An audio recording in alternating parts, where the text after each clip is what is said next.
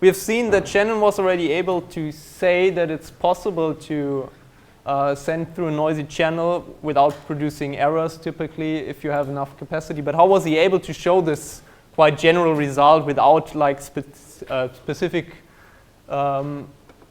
knowledge about what the noise could be? Like in his statement, the noise could be behave no matter how.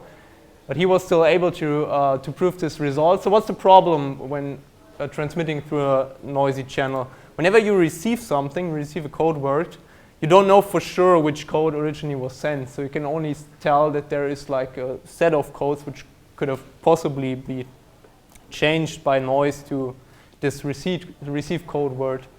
Which really means if you encode in a way that only one message really gets sent to this set of code words, then you can decode this received message without any trouble because no other message really is sent to these code words. No other message will probably end up in this received code.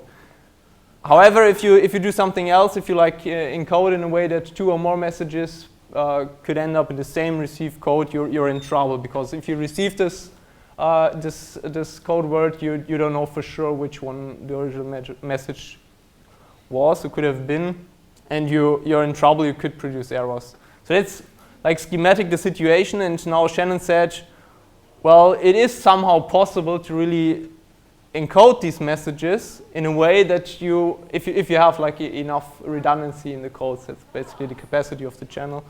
So it's always possible to do it in a way that you barely ever have the situation that two messages could end up in the same received one, and which causes trouble in decoding. So, well, of course, in this example, if I just try for these two messages and only have consider these three received codes, we see, well, this is not good, but something like this would be fine, because then we could decode correctly. But how was he really able to say this for a general situation? And the idea is quite simple, but still very powerful. What you just do in theory is, instead of trying hard to find a good code, just assign code words to each message at random, completely at random, and then just check what is on average the error this random code really causes. And he was able to show that this is on average, it is quite low. And if it's low on average, of course, there must be something which really is able to achieve this low error, because if everything has a bad error, the average would be bad as well, of course.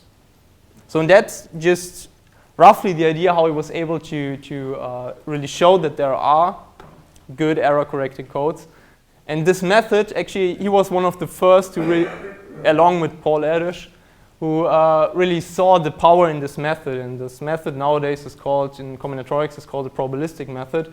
And the general idea is if you try really to prove the existence of something, some structure with a property, and you don't know how to find it, just generate candidates at random and show that there's a positive chance that this candidates really have the property. And if there's a positive chance, there must be something like this. So that's basically the idea of the probabilistic method. And Paul Erdős and Claude Shannon independently were pretty much like the first, or maybe not the first, but the first who really saw the full power of this method and really developed this method and made it work. So also in the field of combinatorics, Claude Shannon has a very big influence and helped developing a method which is very, very powerful nowadays.